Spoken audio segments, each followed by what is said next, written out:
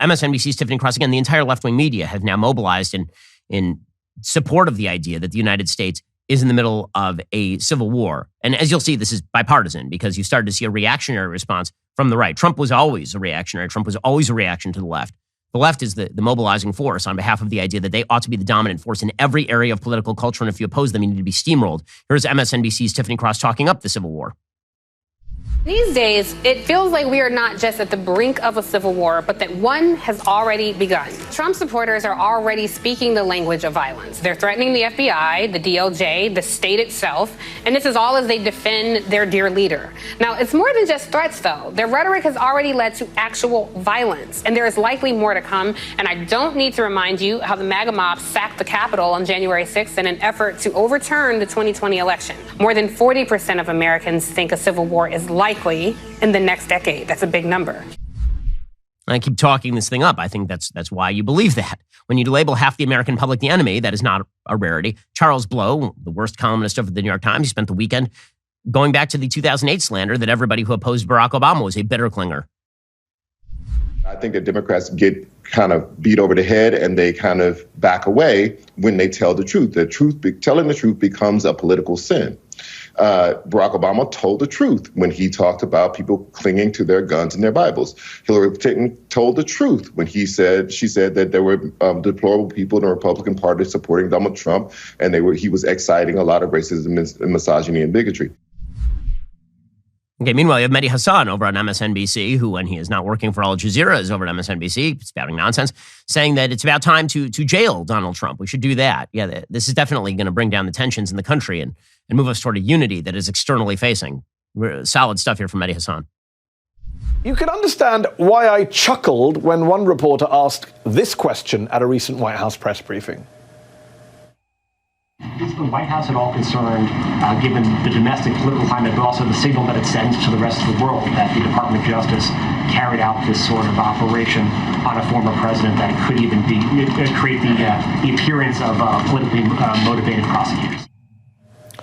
The rest of the world is probably wondering why he hasn't been prosecuted yet. Why we are a weird global outlier when it comes to giving former leaders some kind of blanket immunity from prosecution. The reason that we don't typically prosecute the people who are the former president is because it leads to massive internal division. That would be the reason. Meanwhile, Liz Cheney continues her job of apparently just playing offense on behalf of Democrats. She says Republicans are responsible if there's violence. She says Trump is attacking law enforcement and yet again using language he knows will provoke violence. Only one group of Americans has a chance to diminish this danger, Republicans. If my fellow Republicans fail to step up to stop this, they will share the blame for all that follows. Now, again, no Republican, no one, Democrat or Republican, should perform acts of violence.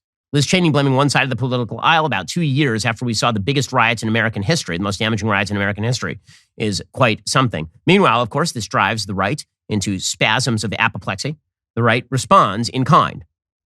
And it turns out that when half the population is targeted as bitter clingers, as Barack Obama did in 2008, or deplorables, as Hillary Clinton did in 2015, or now as semi-fascists, as Joe Biden is doing now, it turns out that that's going to drive a similarly, shall we say, disproportionate opposition.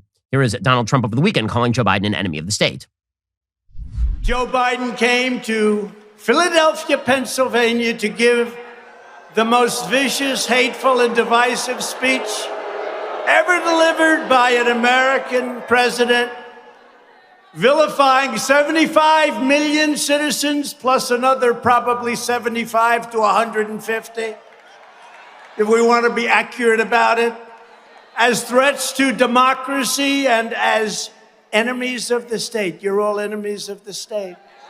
He's an enemy of the state. You want to know the truth? The enemy of the state is him and the group that control him.